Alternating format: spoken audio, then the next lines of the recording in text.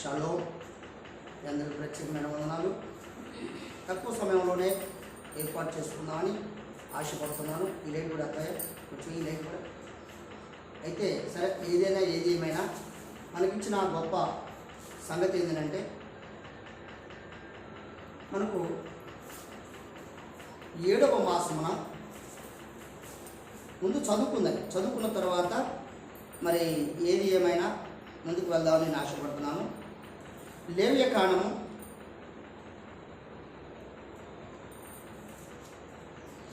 చూసారా? లేవ్యకాండము 23వ అధ్యాయము చూసాము. 23వ అధ్యాయము 24వ వచనం. నీవు ఇశ్రాయేలులతో ఇట్టను 7వ నెలలో మొదటి దినము మీకు విశ్రాంతి దినము. అందులో జ్ఞాపకార్థ శృంగపు ధ్వని. ఇది మాట, జ్ఞాపకార్థ శృంగపు ధ్వని వినినప్పుడు మీరు పరిశుద్ధ సంఘముగా కూడవలెను. చాలు అసలు అలాగే ఎక్కడ అందులో మీరు జీవనోపాధి అయిన ఏ పని చేయుట మాని యావేకు హోమము చేయవలెను. మరియు యావే మోషేకు ఎలాగూ చలవించెను. ఈ 7వ నెల 10వ దినమున అది వేరు. మన ఇక్కడ ఇది 27వ వచనంలో ప్రాయశ్చిత్తార్థం గురించి కనపడుతుంది. ప్రాయశ్చిత్తార్థం అంటే ఏంటి? దానికి మనము 2వ తారీఖు మళ్ళీ సబ్బాత్ ఎప్పుడు వస్తుంది? 2, 3 మళ్ళీ నెక్స్ట్ సబ్బాతులో ఖచ్చితంగా మనం దీన్ని చెప్పుకోవడానికి ప్రయత్నం చేద్దాం. మీ అందరికీ మరొకసారి షబ్బాత్ షాలోమ్. ప్రాముఖ్యం ఏంటంటే, ఈ వీడియో వింటున్న ప్రతి వారు కూడా నన్ను ప్రోత్సహించిన వారు అవుతారు. మిమ్మల్ని కూడా నేను బలపరిచిన వారిని అవుతానని నేను ఆశపడుతున్నాను. దానికంటే ప్రాముఖ్యం ఏంటంటే, వాక్యం తప్పక మీరు వినాలి. దాని ప్రకారం మీరు కూడా కొంత తెలుసుకోవాలి. నన్ను కూడా కొన్ని విషయాలు మీరు అడుగుతున్నప్పుడు కానీ, లేక ఏదో ఒక రకంగా మనం తెలుసుకున్న వాళ్ళంగా ఉంటామని చెప్పి నేను ప్రేమపూర్వకంగా మీ అందరికీ తెలియపరుస్తున్నాను. ఈ వీడియో చూస్తున్న ప్రతి వారుగా కూడా కంప్లీట్గా చూడడానికి ప్రయత్నం చేయండి. లెంత్ ఎక్కువ అవుతుందని కూడా మీరు సందేహపడవాకుండా దయచేసి ఈ జీవ వాక్యం కనుక దయతో మరొకసారి మీకు ఈ మాటలు తెలియపరుస్తూ నేను మీ అందరికీ ప్రత్యేకమైన వందనాలు తెలియపరుస్తున్నాను. ఇక్కడ చెప్పబడినటువంటి మాట ఏంటంటే, ఇక్కడ అంటున్నటువంటి మాట ఏంటంటే, ఏమన్నా ఇక్కడ 24 అంటాను, నీవు ఇశ్రాయేలుతో ఇట్లను 7వ నెల మొదటి దినమున అన్నాడు ఇక్కడ కదా. 7వ నెల మొదటి దినం అంటే ఏంటి అంటే, మనం బైబిల్లో ఎన్నోసార్లు మనం చదువుకున్నటువంటి నెలలో మీకు తెలుసు. దానికంటే ప్రాముఖ్యం ఏంటంటే, 7వ నెల పరిశుద్ధ గ్రంథములో హీబ్రూ నెలల ప్రకారంగా, బైబిల్ లేఖన గ్రంథంలో ఉన్నటువంటి బైబిల్ నెలల ప్రకారంగా 7వ నెల అనగా ఎత్తాని మనబడినటువంటి 7వ నెలలో మొదటి దినమున ఏం చేయాలట? శృంగపు ధ్వని. అంతేనమ్మా? అంతేనాయా అయ్యా? అంతేనా? శృంగపు ధ్వని వినినప్పుడు మీరు ఇదమ్మా, శృంగపు ధ్వని వినినప్పుడు అన్నాడు. అంటే ధ్వని అంటే ఏంటి? శబ్దాలు. అవునా? శబ్దాలు. దానికంటే ముందుగా ఒక మాట ఉంది. ఏంటి ఆ మాట? మనం గమనించాల్సినటువంటి అవసరత మనకు లేకపోలేదు. ఒకటి ఏంటంటే, శృంగపు ధ్వని దేనికి ధ్వని చేయాలా, ఎందుకు చేయాలా అని మనం చూసినట్లయితే చూద్దాం ఒకసారి. మొదటి యోహాను పత్రిక చూసారమ్మా? 2వ అధ్యాయము 28వ వచనం.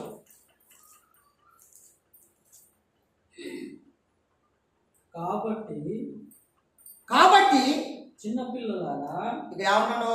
కాబట్టి చిన్నపిల్లారా, ఆయన ప్రత్యక్షమగునప్పుడు ఆయన రాకడ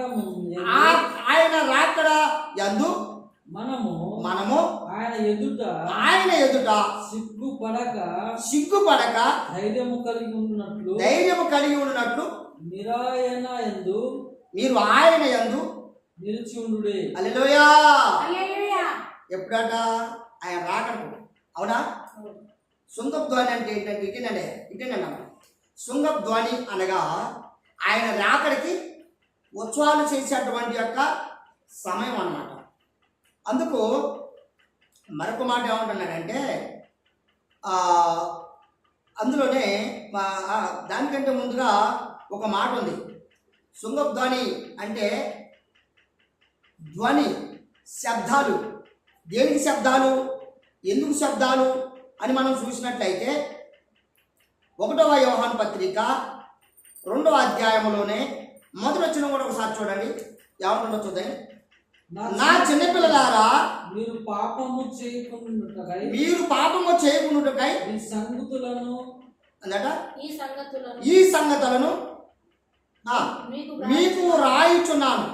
ఎవడైనను పాపము చేసిన వెడల నీతిమంతుడైన యాషువ మెస్సియాను ఉత్తరవాది తండ్రి యొద్ద మనకున్నాడు. అది మాట. ఎక్కడున్నాడట? తండ్రి యొద్ద మనకున్నాడట. దేని కొరకు? ప్రతివాడు ఆయన మూలముగా పుట్టిన వాడిని అందుకు చెప్పినటువంటి మాట. కనుక యాషువ మెస్సియా వారు శృంగధ్వని అనగా ఆయన రాకడికి సమయము, ఆయన సూచనలో శబ్దములు అంటే కీర్తనలు పాడుట, ఆర్భాటముతోనూ అనేక సంగీతములతోనూ సునాదములతోనూ, సునాదము బైబిల్లో చాలా చోట్ల సునాదం అనే మాట, సునాద సంగీతములతోనూ ఆయన్ని ఆర్భాటముతో ఏం చేస్తారట? ఆయన్ని ఊరేగింపు చేస్తుంటారట. బాబు, ఆయన ఊరేగింపు చేస్తుంటారట. కనుక ఈ మాటలో, ఇదే మాటల్లో మరి కొంతమంది మన క్రైస్తవ బోధకులు ఏం చేస్తారంటే, ఒకసారి చూడండి, ఒకసారి మత్తయి సువార్త 21వ అధ్యాయము 2 వచనం చదువుదాం ఒకసారి. మత్తయి సువార్త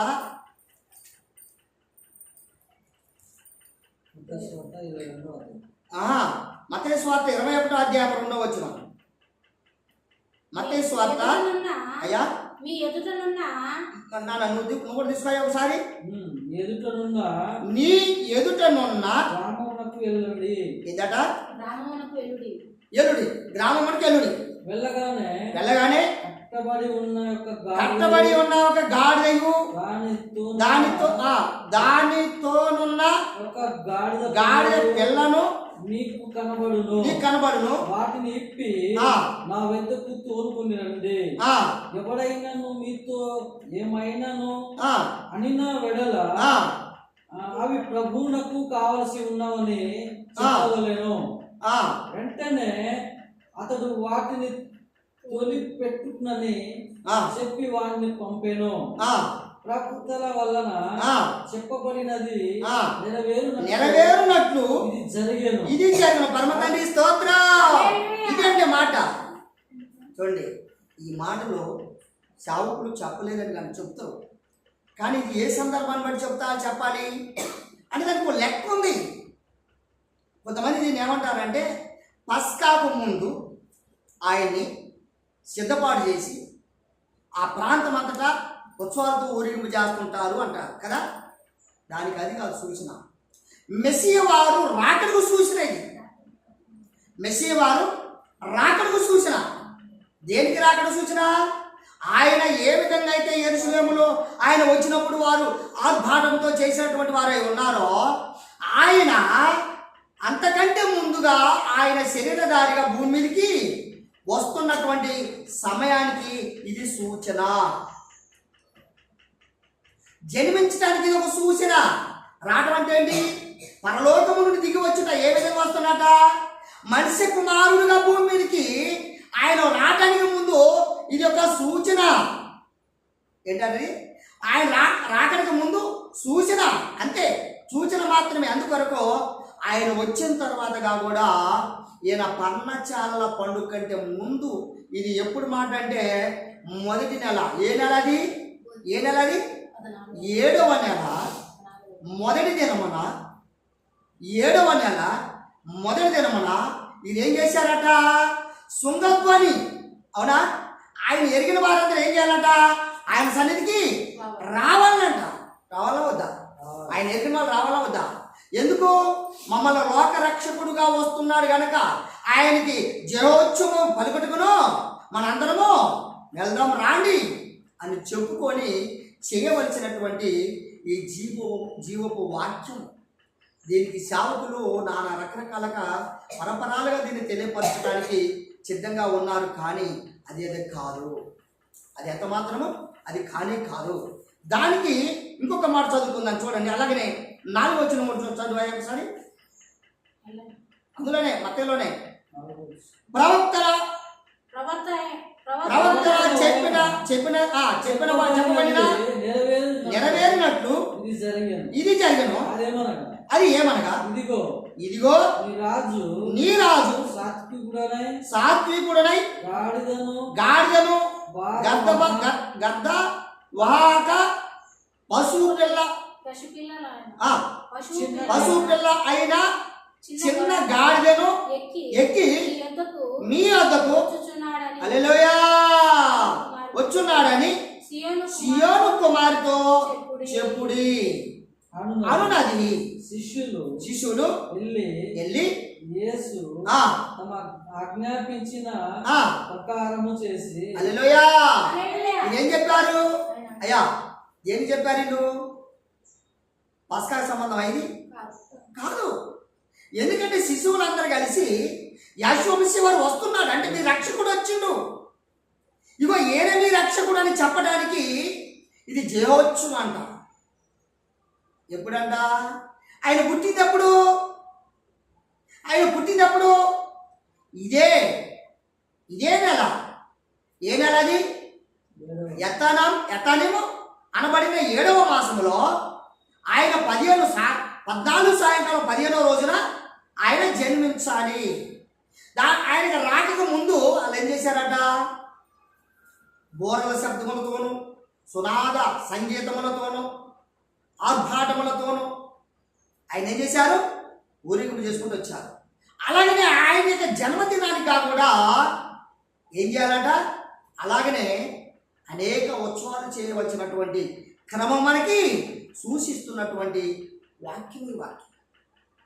అంతేకాని పరపరాలుగా ఏదో ఒకటి అని చెప్పి పరిశుద్ధ గ్రంథములో దాన్ని అంటగట్టి నానా విధాలైనటువంటి వార్తలో చెప్పుడుకు మాత్రం ఇది సరైనది కాదని వాక్యము తెలియపరుస్తుంది. అందుకొరకు ప్రియమైనటువంటి వాళ్ళారా మనం గమనించాల్సినటువంటి అవసరత చూడండి. ఒకసారి 14వ వచనం కూడా చూడండి ఒకసారి. అందులోనే 14వ వచనం గుడ్డివారును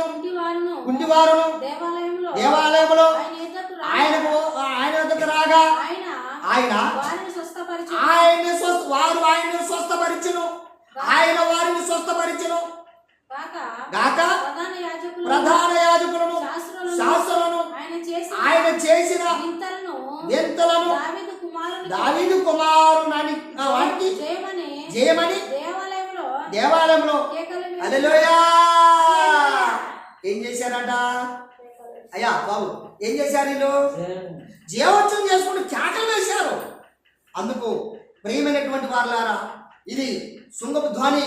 ఈ పండగకు మిమ్మల్ని అందరినీ ఆహ్వానిస్తున్నాము. ఈ శృంగపు ధ్వనికి ఆహ్వానించడం కాదు.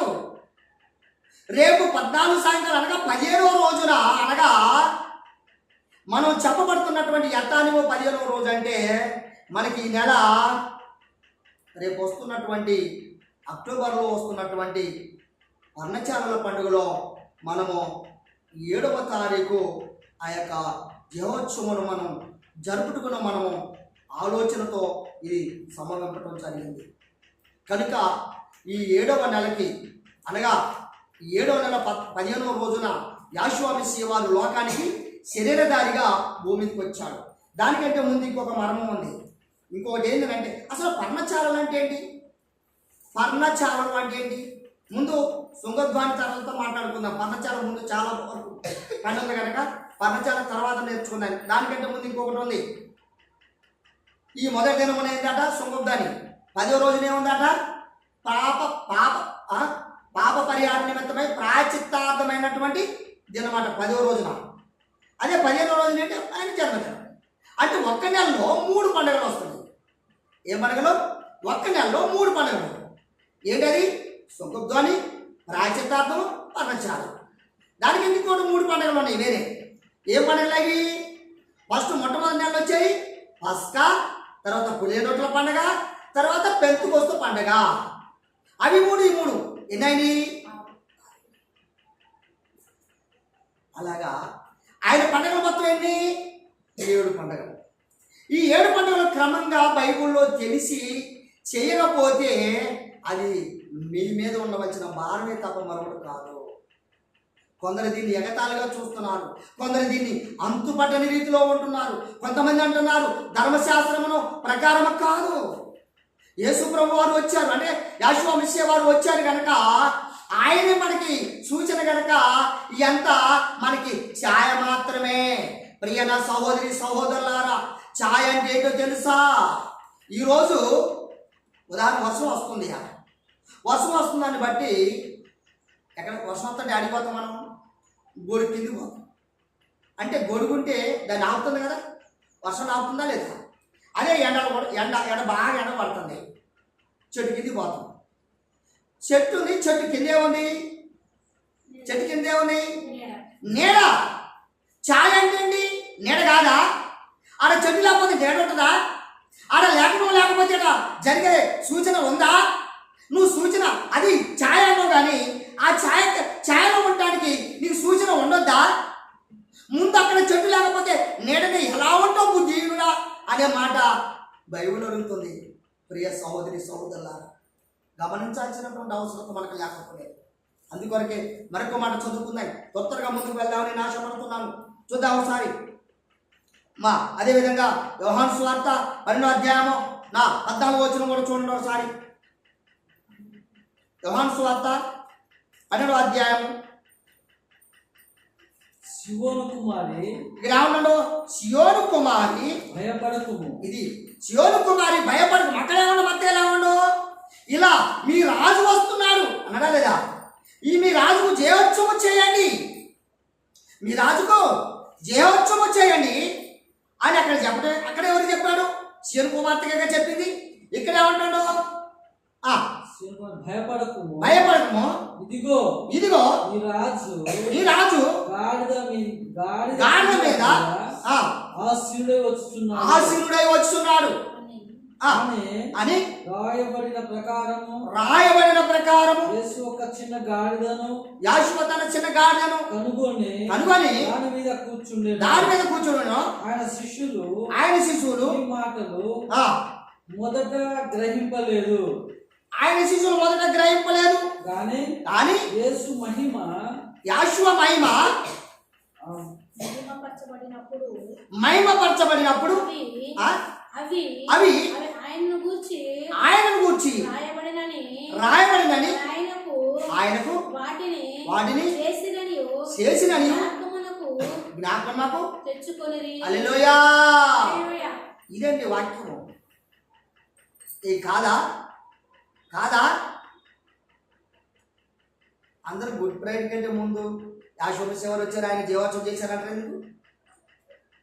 దానికి సంబంధం ఉందా? మీరు బాగా గమనించాలి ఇక్కడ మాటని. ఆయన భూమి మీదకి రాకడా, యెహోవా మెస్సియా వారి శరీరధారిగా వచ్చిన రాకడా సమయం ఇది. రాకడకు జయోత్సవం చేయవలసినటువంటి వారు నిజంగా ఈరోజు పర్ణశాలలు అంటే ఏంటో తెలుసా? దానికి ఒక మాట చెప్పి మరలా నేను ఈ సుంగోద్వానికి వస్తున్నా. పర్ణశాలలు అంటే ఈ పరిశుద్ధ గ్రంథంలో చెప్పబడినటువంటి వాక్యము యోహాను సువార్త 14వ చదవకునే యోహాను సువార్త 14వ అధ్యాయము లో ఉన్న మాటలు బట్టి 1వ అధ్యాయము 14వ వచనంలో ఏమంటుందంటే ఆ వాక్యము శరీరధారి కృప సత్య సంపూర్ణంగా మన మధ్యకు వచ్చాను అన్నాడు. అవునా? అన్నాడు. అదేవిధంగా 12వ వచనం నుండి చూసుకుంటూ వస్తే దాన్ని ఇంకా మనం చాలా స్పష్టంగా తెలియపరచబడుతుంది. కారణం ఎందుకు ఆ మాట చెప్తున్నానంటే ఆ వాక్యము ఏ వాక్యము? పూర్వీకులు రాయబడిన ప్రవక్తల లేఖనం ఎంతమంది మనం చదువుకున్నాం మనం చదువుకున్నాం. లేఖన ప్రకారము రావాల్సిన రాక గురించి చెప్తున్న మాటలు కనుక పరిశుద్ధ గ్రంథములో రాయబడినట్లు ఆ వాక్యము శరీరధారి వచ్చాడు. అంటే హీబ్రూ బైబిల్లో ఇదే వాక్యములో ఉన్నటువంటి మాట ఏంటంటే, మరలా చెప్తున్నాను, హీబ్రూ బైబిల్లో యోహాను సువార్త 14వ అధ్యాయము ఇదే మొదటి వచనంలో ఉన్నట్టు 14వ వచనంలో ఉన్న మాట ఏమంటదంటే, ఆయన ఆనాడు ఉన్నటువంటి ఆ వాక్కు శరీరధారిగా వచ్చిన మెస్సియా జన్మించను అని ఉంటుంది అక్కడ. దాని చరిత్ర కనబడుతుంది మనకి. అందుకు ఆయన రాకడకు ముందు సూచన శబ్దము, ఆయన రాకడకు ముందు సూచన శబ్దము. ఇటు శబ్దమును బట్టి మనం చేయవలసినటువంటి అవసరత మనకు లేకపోలేదు. అదే 12వ అధ్యాయం చూడండి, యోహాను సువార్త 12వ అధ్యాయం 9వ వచనం కూడా చూడండి. కాబట్టి యూదుల్లో సామాన్య జనులు ఆయన అక్కడ ఉన్నారని తెలుసుకొని యాషువను చూచుటకు మాత్రమే గాక మృతుల్లో నుండి ఆయన లేపిన లాజరు కూడా ఏమొచ్చారట? చూడవచ్చారంట. ఏ లాజరు తెలవదా? అలా చూడటానికి ఎందుకు రావాలి? అర్థమవుతుందిగా మీకు వాక్యము. అందుకొరకు ఆడ చెప్పినటువంటి మాట ప్రకారము మరొక మాట చూడండి. అదేవిధంగా యోహాను సువార్త 7వ అధ్యాయము 29వ వచనం చూడండి. 39వ వచనం చూడండి. నేను చదువుతాను చూడండి. తన యందు విశ్వాసం ఉంచువాడు పొందబోవు ఆత్మను గూర్చి ఆయన ఈ మాటను చెప్పెను. యాషువ ఇకను మహిమపరచ లేదు గాని ఆత్మ ఇంకను అనుగ్రహింపబడి ఉండలేదు. పరమ తండ్రి స్తోత్రం. ఇది ఎప్పుడు? ఆయన శిశువుగా వచ్చినప్పుడు. అవునా? ఆయన ఆత్మ మహిమపరచబడలేదు అంటే ఇంకా ఎప్పుడు మహిమపరచబడుతుంది? మనుషులకి క్రియ చూపించడానికి మాత్రము, సూచన మాత్రమే మహిమపరచబడాలి. అందుకే ఇంకా అప్పటికి మహిమపరచబడలేదు. ఇక్కడ లోకానుసారంగా చెప్తాం, ఇక్కడ లోకంలో జన్మించిన జన్మను బట్టి చెప్తున్న మాట ఈ మాట. అంతేగాని మరొకటి కాదు. అందుకనుకో చూడండి ఒకసారి. అదేవిధంగా కొద్దిగా కంటిన్యూ చేయండి. అందులో కింది చదవండి. జనసమూహములో కొందరు ఈ మాటలు విని నిజముగా ఈయన ఆ ప్రవక్తే అనేది. హల్లెలూయా. వీళ్ళందరూ ఏమనుకున్నారు? మనం ముందు ప్రవక్తలు ఏదైతే రాయబడ్డాయో ఆయన ప్రకారము ఈ 7వ నెలలో వచ్చినటువంటి జయోత్సవం చేయగలిగినటువంటి మహారాజు ఏనే, అవునా, ఏనే అని గ్రహించారట. చూద్దాం 2వ పేతురు పత్రిక తీసారా? 3వ అధ్యాయము 4వ వచనం ఉంది.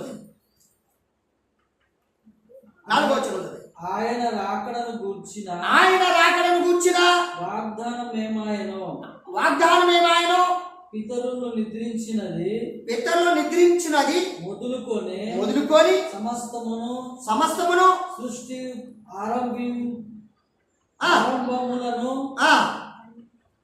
ఆరంభములను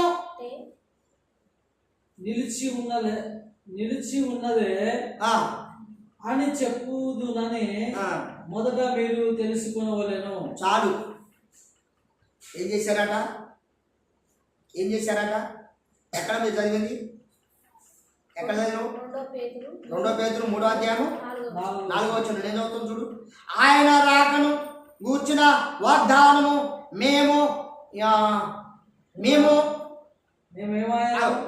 ఏమాయను పితరులు నిద్రించినది మొదలుకొని సమస్తమును సృష్టి ఆరంభమున నున్నట్టే నిలిచి లేదే అని చెప్పుదురని మొదట మీరు. ఇది ఫస్ట్ మాట. ఇది తెలుసుకోవాలా ఫస్ట్ మీరు, ఇది తెలుసుకోవాలా. అందుకొరకే ఆయన రాకడ యాషువ మెస్సీయ వారు భూమి మీదకి మానవ అవతరించడానికి మొట్టమొదటిగా జయోత్సవం చేయగలిగిన ముందు రానున్నటువంటి మెస్సీకు ఏం చేయాలట? శృంగధ్వని. శృంగధ్వని బైబిల్లో శృంగధ్వని అనేటువంటి మాట సుమారు 90 రిఫరెన్స్లు ఉన్నాయి. ఎన్ని ఉన్నాయి? 90 రెఫరెన్స్లు ఉన్నాయి. కానీ వాటిలో కొన్ని మాత్రమే మనం త్వరగా పరిచయం చేసుకొని ముగించుకుందామని నేను ఆశపడుతున్నాను. చూద్దాం ఒకసారి. అదేవిధంగా మనకు చదివించినటువంటి మాట ప్రకారంగా 12వ అధ్యాయము 14 వచ్చిన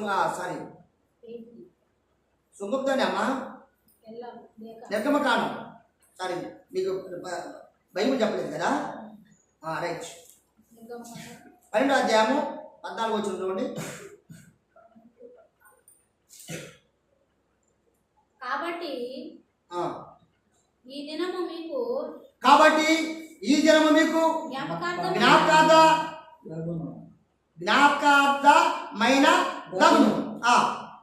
మీరు యావేకు పండుగగా దాన్ని ఆచరింపవలెను. తరతరములకు నిత్యమైన కట్టడగా దాన్ని ఆచరింపవలెను. పరమతండ్రి స్తోత్రం. ఇది సంవత్సరము ఏం చేయాలట? పండుగ ఆచరించాలట.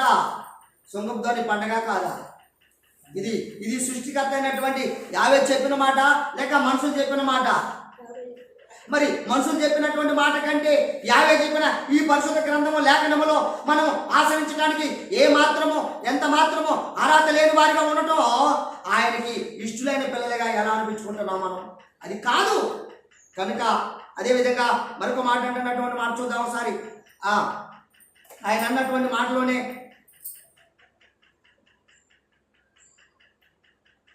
అదే నిర్గమకాండము 13వ అధ్యాయము 9వ వచనం కూడా చూద్దాం.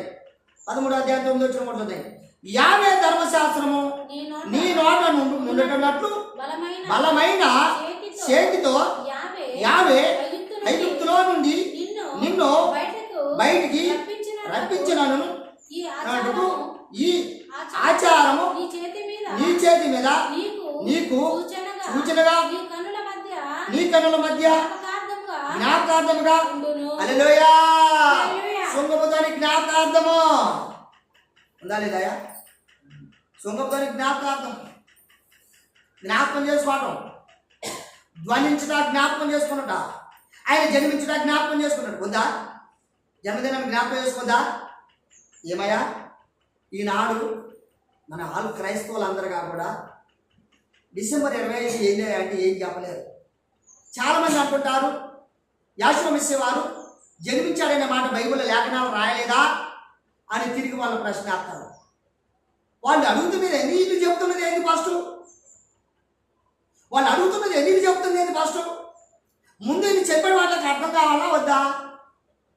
బాబు అయ్యా, ముందు వీళ్ళకి అర్థం కావాలా వద్దా? వీళ్ళకి అర్థం కాదు. వాళ్ళకేం చెప్తారు? బైబిల్ లేదా? లేదే లేఖనాలు చెప్తున్నాయా అని అంటున్నారు. దానికి రుజువు లేదు. ఏంటిది? అందుకొరకే ఇతరులకు మనం అవకాశము ఇవ్వవద్దు. అందుకే మరొక మాట చూద్దాం ఒకసారి. 20వ అధ్యాయం 24 వచ్చిన 20-24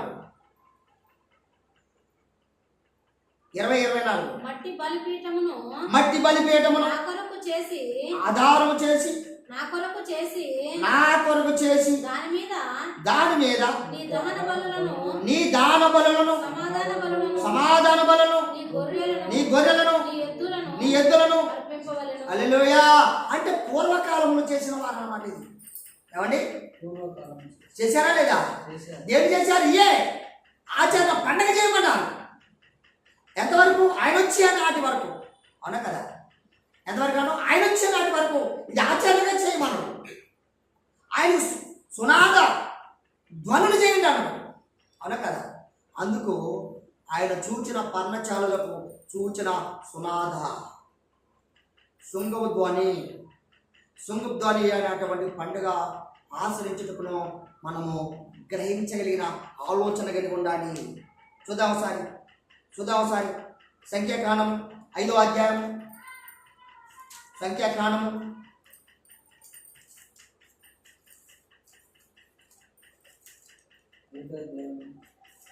13 వచ్చిన 18 వచ్చిన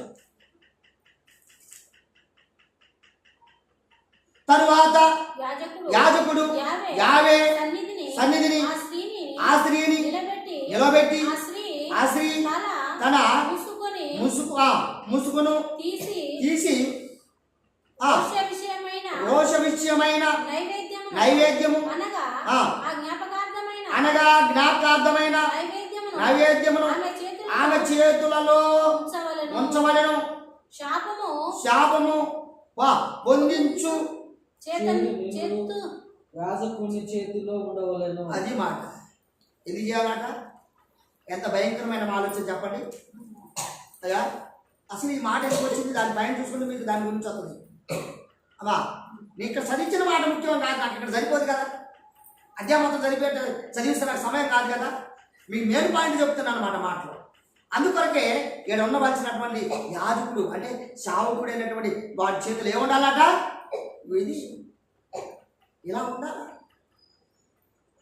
అందుకొరకు దానికి క్రమం లేకుండా, ఆలోచన లేకుండా కొందరు అంటారు, ఆహా పసకా పండుగ కొత్తారు కొంతమంది, కాలు కడుక్కోవడం చేత కాదు, రొట్టె తినడం చేత కాదు, బుద్ధిహీనులకు అసలు తెలవదు. ఈ పండగకు వచ్చి కాబట్టి కాళ్ళు కడిగినటువంటి దౌర్భాగ్యము కలిగినటువంటి వారు ఉన్నారు. ఈ వాక్యం వింటున్న వారి సిగ్గు కలగాలి. నేనంటున్నాను కాదు, పరమతని కలిగించి ఆలోచన తప్పబడబడు కాదు. కనుక కొంతమంది అయ్యా సహోదరులారా ఇలా జన్మదినం రాండి అంటే శాకులు చెప్తారు. అయ్యా కొంతమంది పసకాకి రాండి అంటే శాకులు చెప్తారు. పనికిమాల వాటి పేరు చెప్పు, బైబుల్ లేని వాటికి విస్తారమైన వెయ్యి తగలు పెడతారు. వాక్యం గ్రహించడానికి కళ్ళలోనో, పోయి ఎంటని చెవులోనో, నడవటానికి కాళ్ళలోనో. బుద్ధిహీనమైన మా పనులు మనం చేతుకు సరైనది కాదని వాక్యము నేర్పుతుంది. అందుకే ఒక చోట అంటాడు పరిశుద్ధ గ్రంథంలో, కన్నులు నీవు చూడలేరు, చెవులు నీవు వినలేరు, ఇంకా ముగ్గు నుండి వాసన చూడలేరు, కాళ్ళు నుండి నడవలేరు. ఎక్కడ నీ వాక్యం చెప్పండి? కాదు తల్లి, కీర్తన గ్రంథంలో ఉందన్నమాట, 15 అధ్యాయంలో ఉందన్నమాట. కనుక నేనంటలేదు అన్నమాట, వాక్యం చెప్తుంది. మీరంటే నా మీద అనుకునేరు, నా మాటలు కావి, పరిశుద్ధ గ్రంథంలో ఉన్న మాటలు ఇవి. తొందరగా 2 మాటలు చదువుతాయి. అయ్యా కీర్తన గ్రంథము తొందర వారికి కీర్తన గ్రంథము తీసావమ్మా 30 అధ్యాయం 4 వచ్చిన.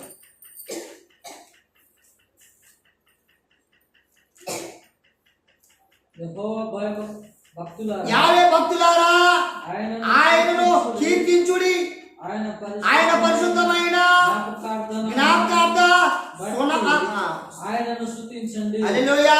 మనం చదువుకున్న అదే మాట. యావే భయభక్తులారా ఆయనను కీర్తించుడి, ఆయన పరిశుద్ధమైన జ్ఞాపకార్థ నామమును. హల్లెలూయా. భయంకరంగా చెబుతున్న మాటలు ఏమండి? ఏంది ఆ తర్వాత? ఆయన కోపము నిమిషం మాత్రం ఉండును. అబ్బా. తర్వాత ఆయన దయ ఆయుష్ కాలమంతయు నిలుచును. అబ్బా. ఆయన దయ నువ్వు ఎంతకాలం అని ఆయుష్ ఉందో అంతవరకు నిలిచి ఉంటుందట. ఆయనకి ఇష్టమైనటువంటి ఏమండి ఈ రోజుల్లో పాపం చేయడానికి ఇష్టంగా జరుగుతుంది, తప్పులు చేయడానికి జరుగుతుంది. నేను దినాన సావుకులకి ఇదే మందిరంలో కూర్చున్నప్పుడు ఒక సాక్ష్యం చెప్పాను. అది ఇప్పుడు ఉత్పత్తి చేయాల్సిన మాట కాదు. నాకు గత 33 సంవత్సరాల క్రితం స్టోరీ నేను చెప్పాను. ఆశ్చర్యపోయినా, నాకు గుర్తొచ్చి నాకు ఆశ్చర్యపోయినా. నాకు నిజంగా నేను భూమి మీదకి వచ్చినది మొదలుకొని, పరిశుద్ధ గ్రంథము పట్టినది మొదలుకొని, అంతకంటే ముందు కూడా అలాంటి తప్పు పని చేయడం నేను ఇష్టపడిన వాడిని కాదు. ఇష్టపడి ఉన్నారా? మీకు శ్రమ తప్పదు, పాపం తప్పదు, హింస తప్పదు. కుటుంబాన్ని 3-4 తరముల పర్యంతమైన తనలో దోషం పిల్లల మీదకి రాక మానదు. రాత్రి మా మనవరాలంటుంది, తాతయ్య ఇలా అంటున్నారు, మరి గవర్నమెంట్ కూడా కొంతమంది మాకు ఇట్లా ఎందుకు రావట్లేదయా, మరి కొత్త ఉన్నటువంటి వాళ్ళకి రిజర్వేషన్ ఉన్న వాళ్ళకి వస్తున్నానంటే అక్కడ అంటున్నారట కదా, మీ తల్లిదండ్రులు చేసిన పాపం అని మరి అక్కడ పాఠం ఇది చెప్పారట. ఆ మాట రాత్రి జ్ఞాపకం చేస్తుంది.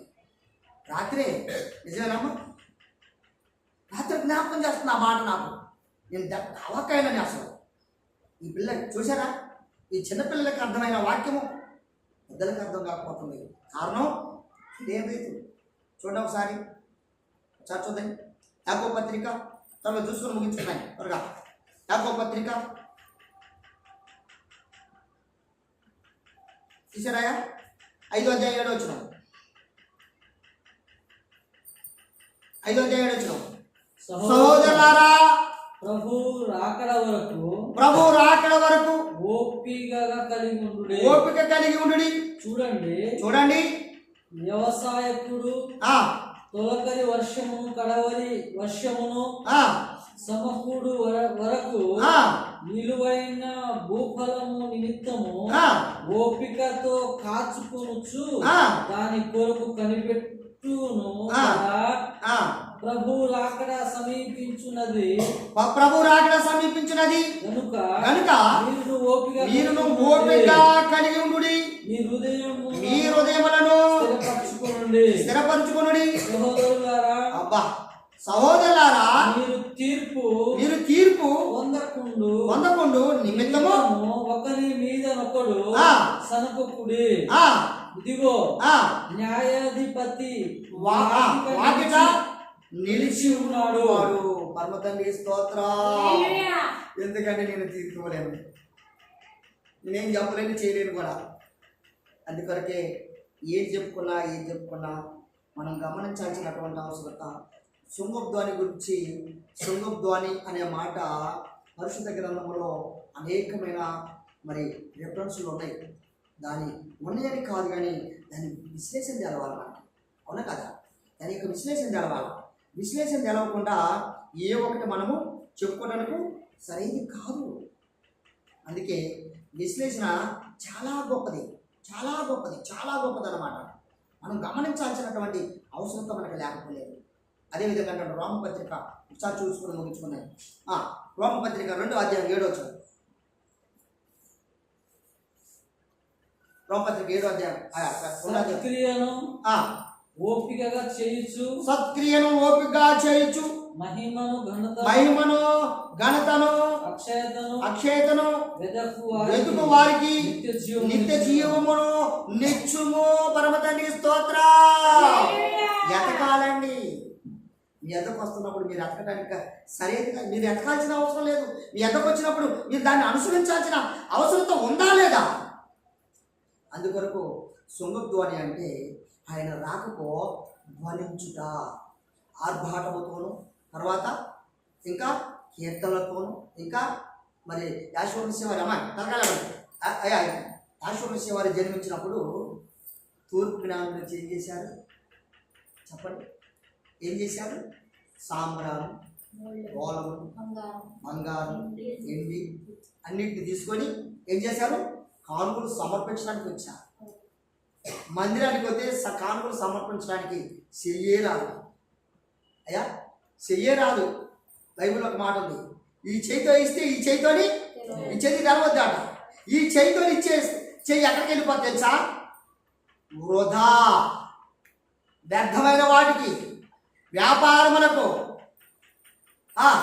అవి ఎంత మాత్రం రుజువు లేనటువంటి వాటికి పోతుంది చేయి తప్ప దేవుని కార్యానికి కొంచెమైనా.